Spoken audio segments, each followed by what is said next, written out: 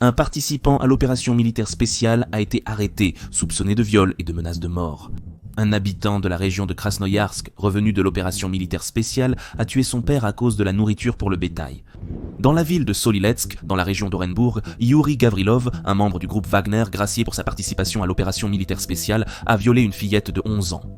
Dans le kraï de Perm, un ancien membre du groupe Wagner, déjà condamné, a été arrêté. Il s'est avéré être un pédophile et envoyé des photos de ses organes génitaux à une fillette de 12 ans. Près de Volgograd, un mobilisé est soupçonné d'avoir violé une élève de cours élémentaire. 2. En Bachkirie, Oleg Mikhailov, un ancien membre du groupe Wagner, âgé de 25 ans, a violé une connaissance de 24 ans sous la menace d'un couteau. Près de Volgograd, un participant à l'opération spéciale a été arrêté. Il a battu à mort un homme de 43 ans. Un violeur revenu de l'opération militaire spéciale a agressé une femme dans la région de Volgograd. Un combattant de la société militaire privée Wagner, décoré de 3 médailles, a étranglé une habitante du Primorié et a brûlé les restes avec la voiture. Le démembreur de jeunes filles revenu de l'opération militaire spéciale, dont la tête a été retrouvée par des enfants dans le complexe résidentiel Chitinka, a tué de nouveau. Un ancien combattant de Wagner est recherché pour le viol d'une fille de 13 ans. Dans la région de Novosibirsk, un membre de Wagner a abattu une connaissance. Il a été placé en détention provisoire. Un ancien détenu ayant combattu dans les rangs de la société militaire privée Wagner a été arrêté une semaine après son retour, soupçonné de meurtre. En Ossétie du Sud, un ancien combattant de la société militaire privée Wagner, recruté depuis une colonie pénitentiaire, a été soupçonné de meurtre. Et alors, à votre avis, pour quelle raison, après tout ce qui a été dit plus haut, la Russie libère délibérément uniquement les détenus, tandis qu'elle laisse les militaires réguliers ou mobilisés russes rester en captivité ukrainienne? Oui, au début je n'y ai pas cru moi-même, mais c'est un fait. Article 222, 228, 111e, 162e, 105e, 158e, 105e, 228. Article 105e, 105e, 158e, 158e, 119e, 228e, 228, 228e, 111e, 105e, 228e, 228e, 111e, 158e, vol, 105e, 162e, première partie, coups et blessures graves. C'était un montage vidéo avec des prisonniers de guerre que la Russie a demandé pour un échange qui a eu lieu le 3 janvier 2024. Ne pensez surtout pas que j'ai manipulé et coupé uniquement les anciens détenus. J'ai entre les mains une liste avec les informations sur tous ceux qui sont revenus en Russie le 3 janvier. Et sur les 248 personnes que le Kremlin a renvoyées, 180 sont d'anciens détenus qui ont signé un contrat avec la Fédération de Russie en échange d'une amnistie. Je n'ai pas tout de suite compris où était l'intérêt, mais ensuite j'ai compris, j'en parlerai plus tard. Je vous ai montré les chevaliers qui sont partis pour l'échange seulement d'un seul bus, et voici ceux du deuxième. Des blessures graves, des blessures graves. Il a tué un compagnon de beuverie pour meurtre article 5. Il a tué 2 rats, vol avec violence, vol pour vol article 158, pour vol de téléphone, possession de substances, tentative de revente, menace de mort pour meurtre. Qui a été tué? La fiancée et la belle-mère. Oui, ce sont tous des héros de l'opération militaire spéciale, et la Russie les ramène chez eux. J'espère seulement qu'ils ne deviendront pas vos voisins, mes chers amis. Quant à ces citoyens russes qui soutiennent le meurtre d'Ukrainiens, je leur conseillerais au contraire d'offrir pour une durée indéterminée leur logement personnel à ces vaillants défenseurs de la patrie. Parce que j'ai entendu dire que quand on sort de prison, il est difficile au début de trouver un logement décent. Donc je pense que les vrais et patriotes se doivent tout simplement d'héberger un héros. On peut lui préparer un lit dans la cuisine ou dans la chambre d'enfant. Article 158, 3e, c'est vol, vol à main armée, vol, tentative de vente de stupéfiants. Coups et blessures graves ayant entraîné la mort par négligence. Coups et blessures graves. 6 séjours en prison, il a tué une connaissance, il a tué au travail, il a tué un compagnon de beuverie, il est entré ivre dans un appartement et a tué. Dispute familiale par négligence, mort. Qui? Sa femme. Je ne sais pas, peut-être que certains vont douter que la Russie a décidé de sortir tous ses héros de l'opération militaire spéciale de prison.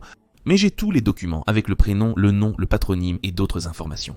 En fait, la liste des Russes qui ont été échangés a été rendue publique par le projet « Je veux vivre ». Vous pourrez vérifier plus tard. La vidéo elle-même m'a été envoyée par le journaliste Dimitri Karpenko qui m'a gentiment permis, en raison de son emploi du temps très chargé, de la publier en premier. Sur sa chaîne, il publiera certainement la version complète des vidéos tournées dans les bus, où les détenus se présentent, donnent l'article, disent combien de temps ils ont purgé, et ainsi de suite. Je vous demande d'aller sur sa chaîne et de le remercier de ma part. Je laisserai le lien dans la description, au cas où certains d'entre vous ne seraient pas encore abonnés. Là-bas, vous serez définitivement convaincu que, sur la liste que la Russie a demandée pour l'échange, 180 personnes sont des criminels, ou plutôt d'anciens criminels. En effet, ce sont désormais des personnes libres, puisqu'elles se trouvent déjà en Russie. Merci au ministère de la Défense et à notre président. Hourra! Hourra! Hourra! Oui, ils sont déjà accueillis chez eux, mais grâce à Dimitri, nous avons pu faire la connaissance de ces personnes remarquables de plus près. Écoutez cet homme avant l'échange.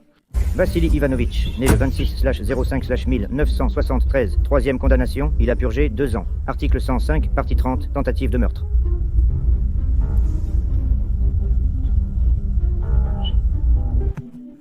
Tentative de meurtre. Eh bien, il va bientôt arriver, et apparemment, il va finir le travail. Après tout, on a donné une seconde chance à Vassili Ivanovitch.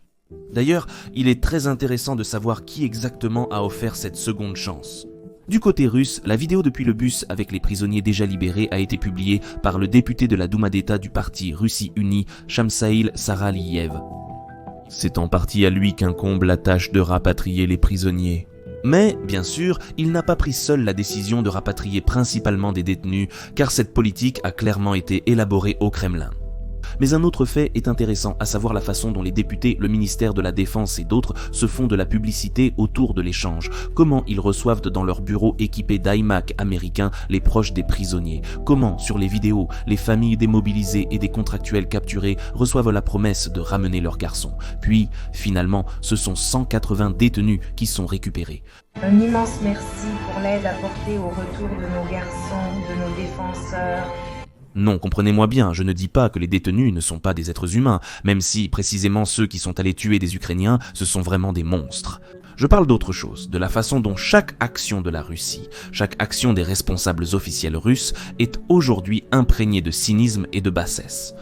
Même dans une question aussi ordinaire à première vue que celle de l'échange, comme si ils préfèrent rendre les détenus, c'est plus simple avec eux. Et aux proches des contractuels et des mobilisés qui sont en captivité ukrainienne depuis février 2022, oui, il y en a, on ne les récupère pas. Disons simplement qu'ils n'ont pas eu de chance pour l'instant. Attendez les prochains échanges, alors même que Moscou refuse complètement ces échanges.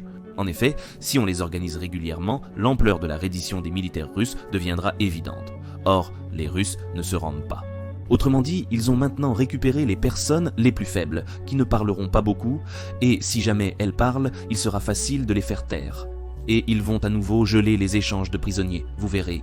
Et Anastasia Kachevarova, connue dans des cercles restreints de personnes limitées, continuera soi-disant d'aider les proches des prisonniers, de recueillir leurs demandes, et de faire semblant que cette question la préoccupe énormément.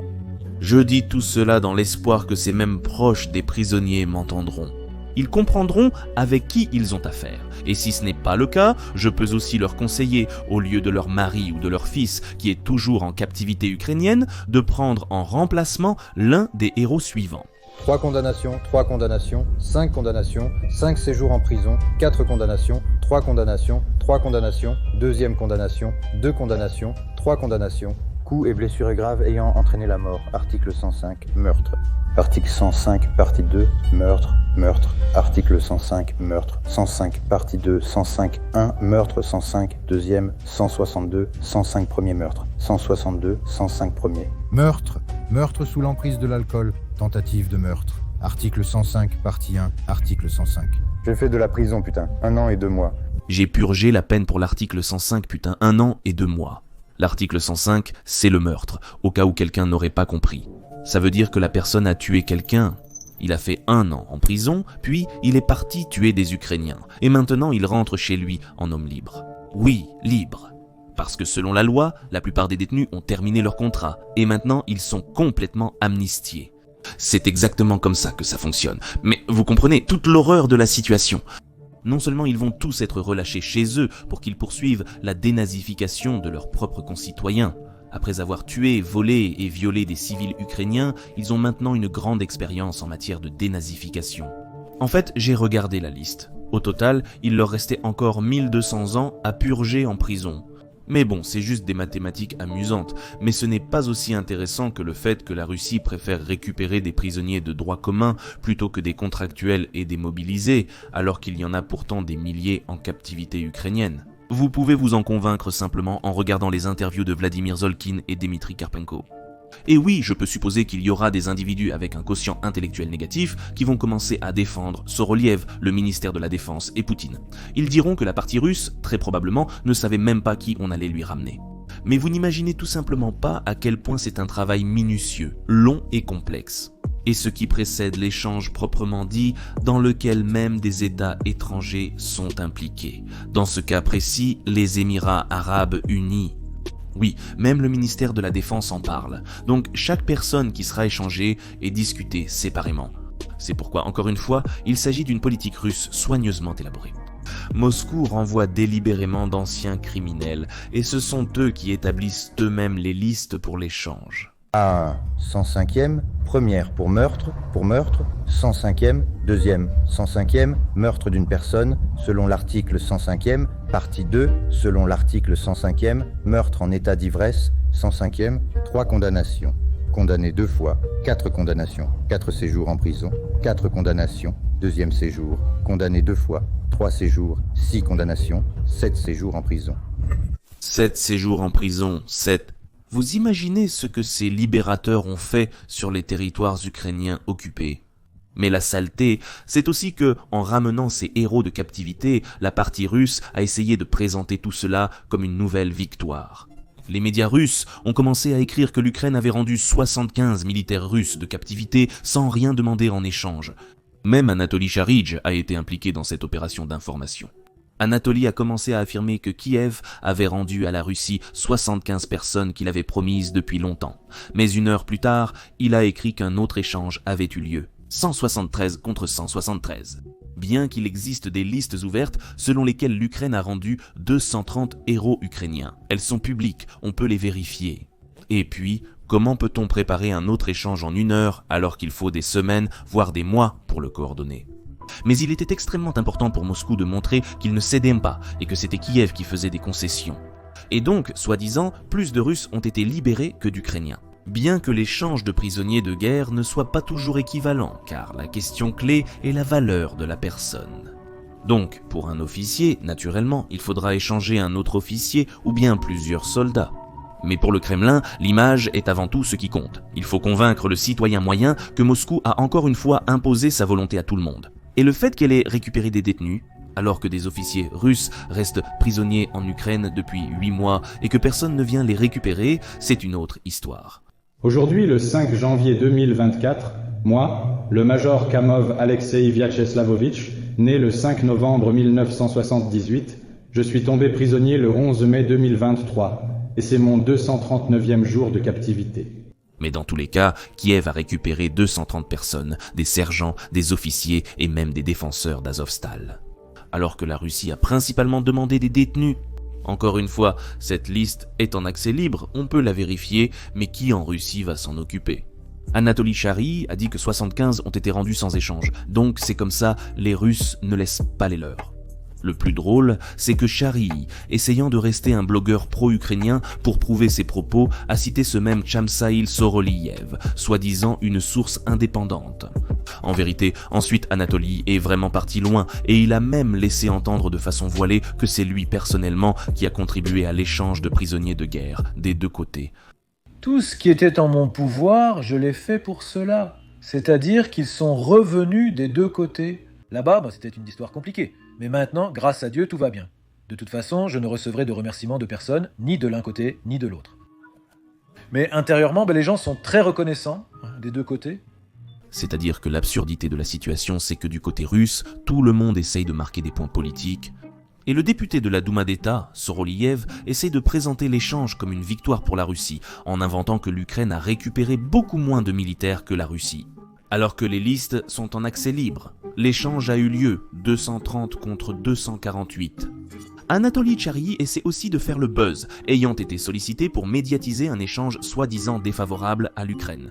Pourtant, le projet Je veux vivre a immédiatement annoncé que 18 Russes avaient effectivement été remis sans échange, car ils étaient tous grièvement blessés. Oui, il y a même une vidéo sur internet, bordel, où la partie ukrainienne embarque ses 18 personnes dans 5 ambulances. Les droits de l'homme, tout ça, ce sera justement intéressant de voir si la Russie fera un acte de clémence similaire. Et bien sûr, Anastasia Kachevarova a aussi essayé d'obtenir sa part de médiatisation, elle qui se soucie tant de chaque soldat russe. Et puis un journaliste ukrainien, Karpenko, entre et hallucine en voyant que dans les bus, il n'y a que des détenus. Sacrée liberté d'expression. Homicide involontaire, blessure grave, sortie pour tuer, mort par imprudence. Article 105, première partie, coups et blessures graves ayant entraîné la mort. Condamné 2 fois, 2 condamnations, 4 séjours en prison, 5 condamnations, 105e, 2e, 162e, 3e, 158e, 3e. C'est tout, je ne vais plus vous les montrer, mais je tiens à souligner que seuls les personnages les plus amusants ont été inclus dans ces extraits. Je n'ai pas vraiment inclus les détenus condamnés selon l'article 228 pour trafic de drogue, ni ceux pour d'autres articles.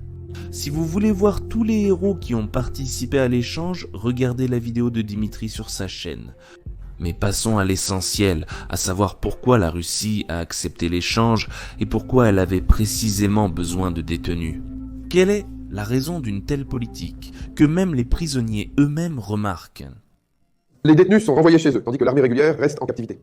Peut-être que la raison en est que ceux qui sont faits prisonniers par les Ukrainiens n'hésitent pas à parler du traitement qu'ils reçoivent au front et de leur retour en Russie, ce qui a un effet démoralisant lorsqu'ils donnent des interviews aux journalistes ukrainiens.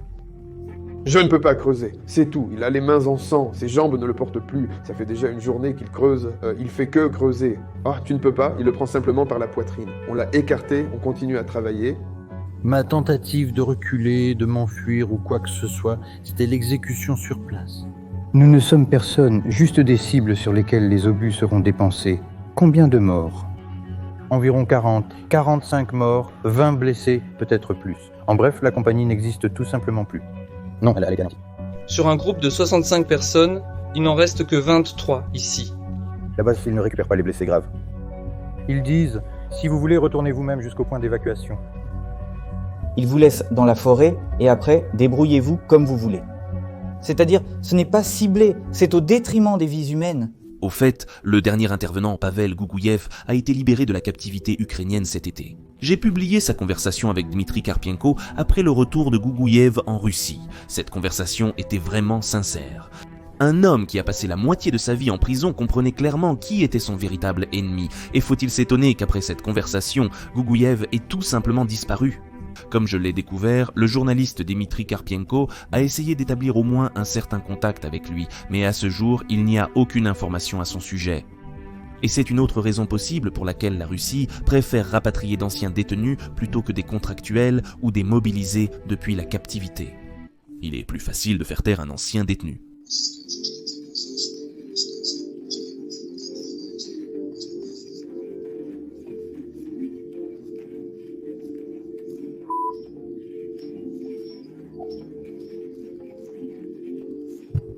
Dis que tu as été forcé, dis qu'on t'a payé, j'ai dit ça exprès pour que là-haut ils entendent. Pour qu'ils changent leur attitude envers les détenus, et pas seulement envers eux, mais en général, c'est quoi ça? Tu sais d'avance qui sont ces gens, tu les pousses là-bas, à une position où ils ne survivront tout simplement pas. Et puis il y a une troisième raison.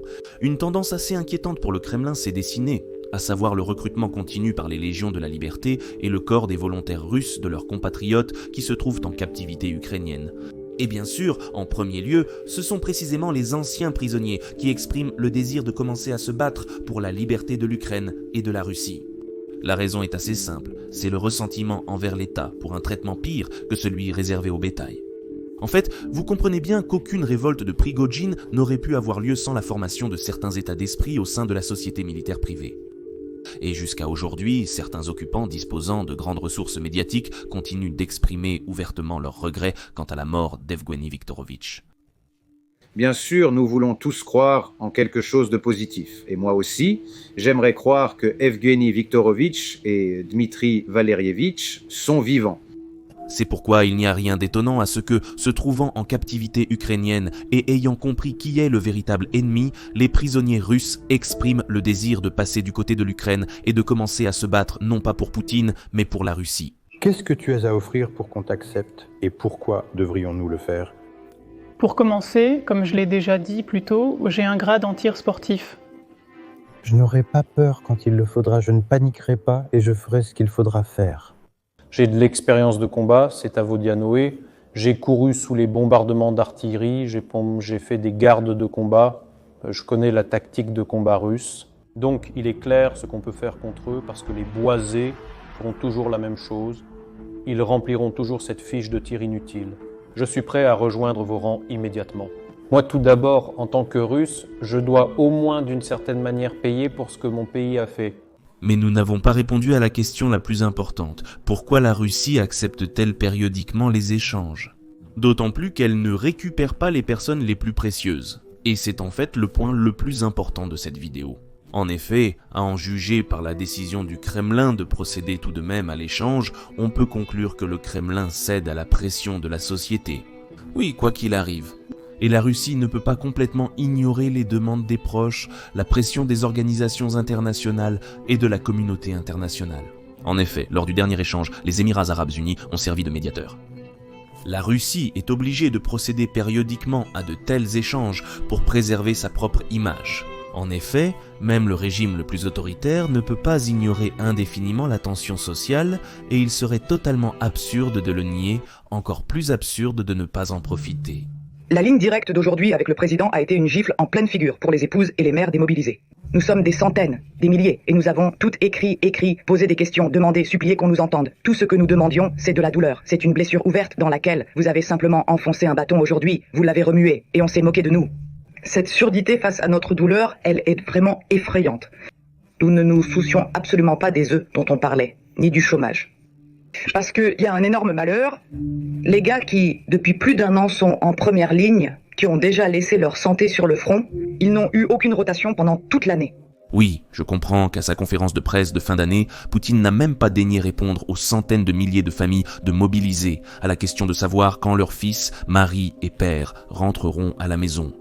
Mais en réalité, le fait que le président ignore les appels des mères et des épouses démobilisées est justement la meilleure preuve que de tels régimes ont peur de ce genre d'action.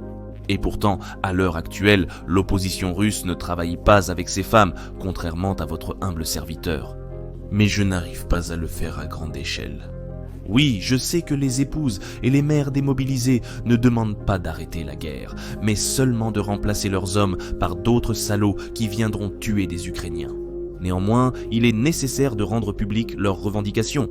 Pour les grands blogueurs qui s'expriment à visage découvert, cela doit être une priorité, car le Kremlin se prépare déjà à lancer une nouvelle vague de mobilisation. Et c'est une chose si elle est menée dans le cadre d'une rotation, c'en est une autre si son objectif est de créer de nouvelles grandes unités militaires. En plus, il y a l'ampleur de l'action. Rendez-moi mon mari, j'en ai marre. C'est un signal pour le Kremlin que la tension sociale augmente. Et comme je l'ai montré aujourd'hui, le Kremlin devra réagir à cette augmentation. Autrement dit, cette action a besoin de médiatisation et du soutien de tous les blogueurs d'opposition. Il est clair qu'en ce moment, la communauté ZE est de bonne humeur à cause de l'échec de la contre-offensive des forces de défense de l'Ukraine. Et oui, en ce moment, ce sont précisément les forces russes qui tentent une offensive sur toute la ligne de front. Cependant, on ne peut pas ignorer le fait que ces actions de l'armée russe coûtent extrêmement cher en ressources humaines et matérielles. Dans le même temps, soyons honnêtes, le résultat est assez modeste. Et la question de savoir quand l'effet stimulant de l'échec de la contre-offensive ukrainienne disparaîtra dans l'armée russe n'est qu'une question de temps. C'est précisément pour cette raison que le gouvernement russe aborde avec tant de prudence les questions susceptibles d'influencer l'opinion publique. C'est pourquoi, encore une fois, tous ceux qui disposent d'une ressource médiatique sont tout simplement obligés de soulever, disons, des sujets gênants concernant le retour des mobilisés, car cela porte ses fruits. Et le cas de l'échange de prisonniers est une excellente illustration de la façon dont la pression médiatique fonctionne. Vous comprenez bien le rôle qu'ont joué les journalistes Vladimir Zolkin et Dmitri Karpenko dans cette affaire, en montrant chaque jour les prisonniers de guerre russes et en proposant à la Russie de les échanger contre des militaires ukrainiens.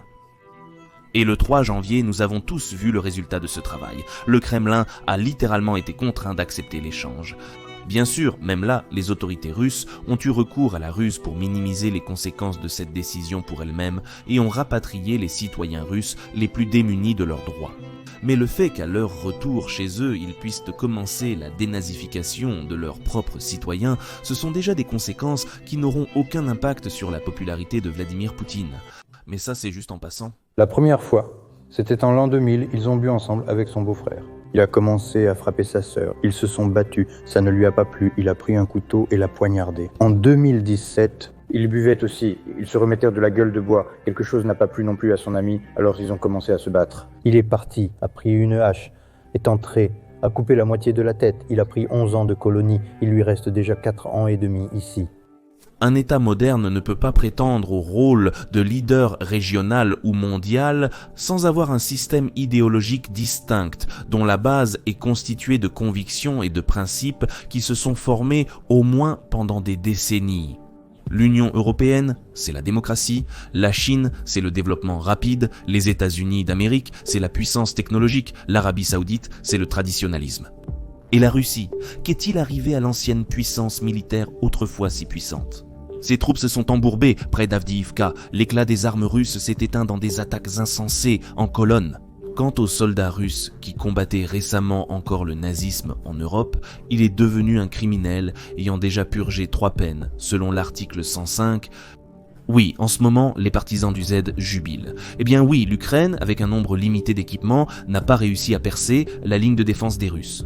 Mais il n'était même pas nécessaire de cela pour vaincre la Fédération de Russie, car la Russie a déjà perdu, même si, malheureusement, l'Ukraine n'a pas encore gagné cette guerre. Mais de toute façon, la Russie dont on nous parlait autrefois n'existe plus. À sa place, il y a un État criminel. En fait, nous avons perçu cette image bien avant le 24 février 2022. Simplement, si auparavant cette image faisait peur, maintenant elle ne provoque rien d'autre que du dégoût. Nuit sombre, seules les balles sifflent à travers la steppe, seul le vent hurle dans les fils, les étoiles scintillent faiblement. La nuit sombre, chérie, je sais que tu ne dors pas, tu es près du berceau de l'enfant, en cachette, tu essuies une larme, c'est tout.